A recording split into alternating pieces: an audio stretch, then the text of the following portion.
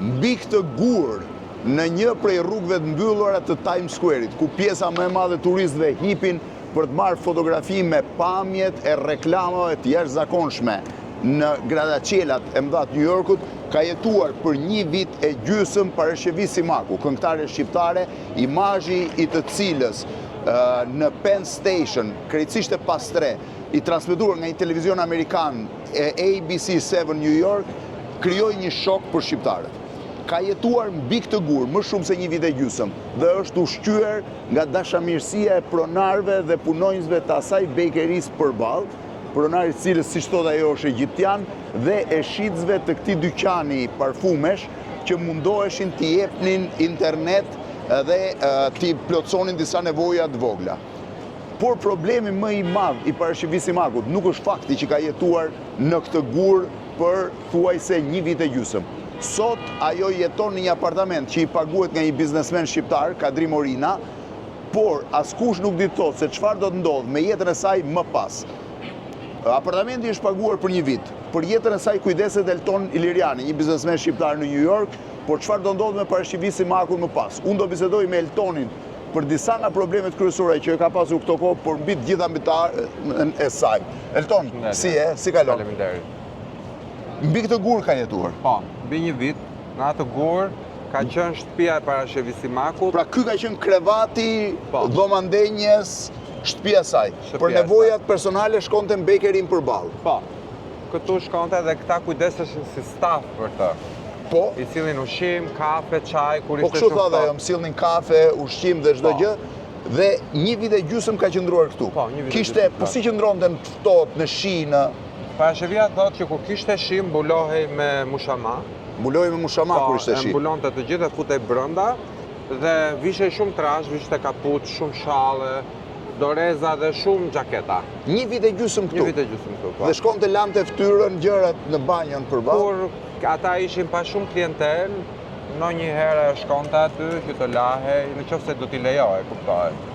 Dhe po kafe. Po ju kthyet prapë në kafe bashkë me Parashevin, ë? Po, u kthyem së bashku Si ku bën reaguan? xhirimin e këngës, ajo Po. ishte bërë me make-up, shumë e bukur, ata nuk e njohën.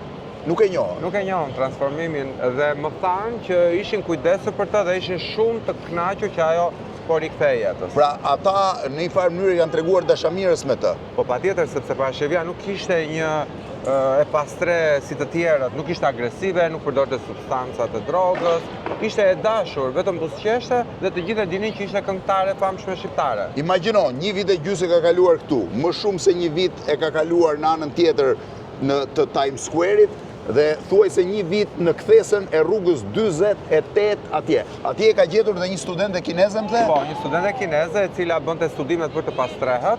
Po, Dhe ajo ka investuar 8 muaj duke u marrë dhe duke e pyetur Parashevin, kuptohet pa shkelur dhe ligjet e shtetit amerikan.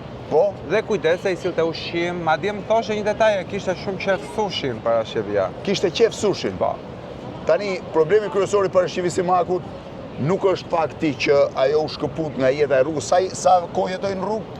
Unë mendoj që Parashevia ka jetuar midis 5 deri në 7 vite gjysmë 8. 5 deri 7 vite gjysmë në rrugë në këtë zonë, praktikisht. Problemi më i madh i Parashevi Simakut është çfarë do të ndodhë me jetën e saj. Aktualisht Elton, ti kujdesesh për të. Ajo nuk ka as pension, as dokumenta, as një lloj të ardhurë në SBA. Asnjë lloj të ardhurë as në SBA, as në Shqipëri. As një lloj. Asnjë. Shtëpinë ja ka paguar për 1 vit një biznesmen shqiptar, Kadri Morina. Morina me 2 djemtë e tij, Klaudi dhe Clark Morina, janë kujdesur që t'i mbulojnë shpenzimet e shtëpisë për 1 vit. Sa kushtojnë shpenzimet e shtëpisë së saj? Variojnë nga 7 deri në 8.000 dollar në muaj. 7-8.000 dollar në muaj është vetëm apartamenti saj, Vetëm pra rreth apartament. 100.000 dollar në vit, asaj kushton apartamenti. Apartamente. Për jetesën e saj kujdesesh ti. Unë. Për ngrënien, rroba, çdo gjë tjetër. Po në qoftë se do mbaroj afati 1 vjeçar i pagesës shtëpisë, ti mund të jesh me punëtuar. Çfarë do ndodhë me Parashevi Simakut? Unë do përpiqem ta mbaj, por kjo nuk është zgjidhje. Pra duhet të ketë një zgjidhje shumë të mirë dhe afatgjatë për sa i përket trajtimit të saj me shtëpi, me të ardhura, shëndetin e saj, çdo gjë. Pra deri tani, në momentin që ajo, po themi, ka gjetur një lloj streje, nuk ka asnjë të ardhur për më pas. Asnjë, do të thënë ardhmja e saj është e paqartë. Dokumentat amerikane i ka? Ai patjetër është shteta amerikane është edhe shtetësi shqiptare, pra i ka të dyja në shtetësit. Po, i ka? Po. Pra, ajo ka dokumentat amerikane, nuk e ka as shqiptare, nuk ka, po i ka shtetësit, dhe Ajo i ka amerikane të dhe dyja shqiptare. shtetësit, po ajo nuk ka dokumentat, nuk ka ID, nuk ka kartë identiteti. Si mund të identifikohet? Pra, dhe ne i Pra, kemi ajo bërë nuk ka gati asnjë dosjen. letër. Asnjë letër. Si do e shtyrim Dhe ne kartën? nuk aplikojmë dot për asgjë, nuk aplikojmë dot për ndihmën e shtetit në Shtetet e Bashkuara dhe për asgjë tjetër që ka të bëjë me shëndetin e saj. Po si do shkoj jeta saj? Është e paqartë, pra duhet bërë diçka. Dhe unë mendoj që këtu unë i bëj një thirrje kryeministrit të Republikës së Shqipërisë që të marrë situatën në dorë duke ngritur një grup pune për të parë kompleksitetin e situatës së saj dhe të dalim bashkë me familjarët e saj me një përfundim se çfarë do bëhet me parashëvisim. Po familjarët e ndihmojnë dot? Nuk janë në gjendje ta ndihmojnë sepse nuk janë mirë nga gjendja ekonomike as ata. Do ishte më mirë të jetojnë në Amerikë apo në Shqipëri, ajo vetë ku do të jetojë? Patjetër parashëvisim ku do të jetojnë në Amerikë, po ne duhet të shikojmë të gjitha situatën e saj, pra është shumë komplekse Blendi, nuk mund ta them dot tani. Po me djalin, çfarë raporti ka? Kanë qenë 15 vjet pa kontaktuar fare dhe janë takuar vetëm një herë dhe mund të kenë folur 3-4 herë në telefon. Këto të gjitha e shpjegojnë situatën e saj. Pra nuk është se ka një marrëdhënie ende të konsoliduar dhe djali është në gjendje jo të mirë emocionale, është rritur pa nënën e tij, ka pasur shumë drama, ka pasur shumë media kërcënime që i kanë bërë Ka shqiptarët. pas kërcënime nga shqiptarët? Po, patjetër. Po pse duhet kërcënonin E djalin? kanë kërcënuar të jatin e djalit me cilin jeton. Madje ata i atakuan dhe biznesin me bad reviews, me review negative. Të shoqit parashëvis. Të shoqit parashëvis. Por gjithë ky entuziazëm, po themi shqiptarëve për ta kthyer sërish parashëvin në jetën normale, kjo ndihmë, njerëz që ofruan deri tani s'ka ardhur asgjë? Asgjë, pra asnjë cent. Vetëm persona që e kanë ndihmuar jam unë dhe Kadri Morina, kuptohet del Viratata me ndihmën e saj, se aq sa mund të bëj ajo. Po Dhe nuk ka askush ardhur tjetër. asnjë lloj ndihme. Asnjë cent. Pra gjithë ky angazhim përkthehet në zero para. Problemi kryesor pra i parashëvis Simakut nuk është problemi, po themi, i faktit se sot ajo ka një shtëpi. Problemi është cila do jetë ardhmja e saj. S'ka dokumenta amerikane, s'ka dokumenta shqiptare, nuk i ka fizikisht sepse ajo është e regjistruar, pra shtetës amerikane, shtetës shqiptare. Nuk ka asnjë pension në Shqipëri, nuk ka asnjë pension në Shtetet e Bashkuara të Amerikës, nuk ka asnjë të afërm që mund ta mbajë. Deri tani është një sistemim i përkohshëm apo jo. Po, Pra duket sikur ajo ka ikur nga rruga dhe është stabilizuar vetëm për momentin. Çfarë mund bëhet për të më Dhe pas? ka kaluar gjysma e kohës, se 5 muaj kanë kaluar, i bie që dhe 7 muaj të tjerë.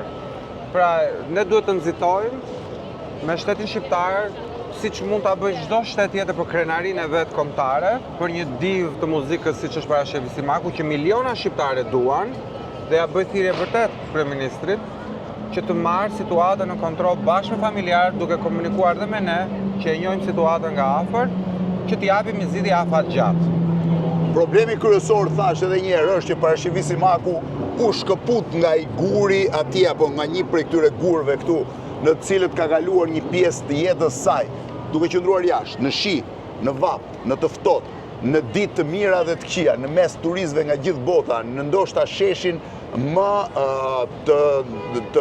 më crowded, pra më të populluar të globit ose më të ngarkuar të globit, por rreziku më i madh që ekziston është që ajo të rikthehet sërish në këtë shesh, në një nga këto gur ose në një nga këto hyrje metrosh, për arsye se nuk ka asnjë mundësi tjetër jetese, nuk ka asnjë të ardhur për të jetuar. Do ishte normalisht një zgjidhje që ajo të merrte një pension të përmuajshëm, ndoshta edhe nga shteti shqiptar, edhe mbështetur mbi punën dhe kontributin që ka pasur në Shqipëri për thuajse një dekadë, një pension, ose të transferojnë në Shqipëri për arsye se në New York dhe kostot janë shumë të larta apo jo. Po, patjetër, jetesa është shumë e shtrenjtë në New York, po siç e thash Blendi, është komplekse më shumë se sa çështja financiare, edhe ajo është shumë e rëndësishme, po kompleksiteti rreth parashëvis Simakut është shumë i ngatruar, sepse ajo ka qenë dhe është një star i madh, është dëmtuar shumë nga persona shqiptar që kanë shkatruar jetën artistike, jetën private. Pra është tipikja e femrës së bukur shqiptare që është dhunuar, në kuptimin që populli shqiptar dhe shteti shqiptar i detyrohet të paktën që t'ia kthejmë dinjitetin. Atëherë e vetmja gjë me që keni pyetur vazhdimisht për parashëvis Simakun është të gjehet një mundësi, nuk di ta shpjegoj tani, po të gjehet një mundësi që të paktën ajo ta vazhdoj jetën e saj nën një çati dhe mbi një dyshek, po themi, dhe jo nën qiell të hapur mbi një gur. Nga Times Square, New York. Faleminderit, Elton. Faleminderit.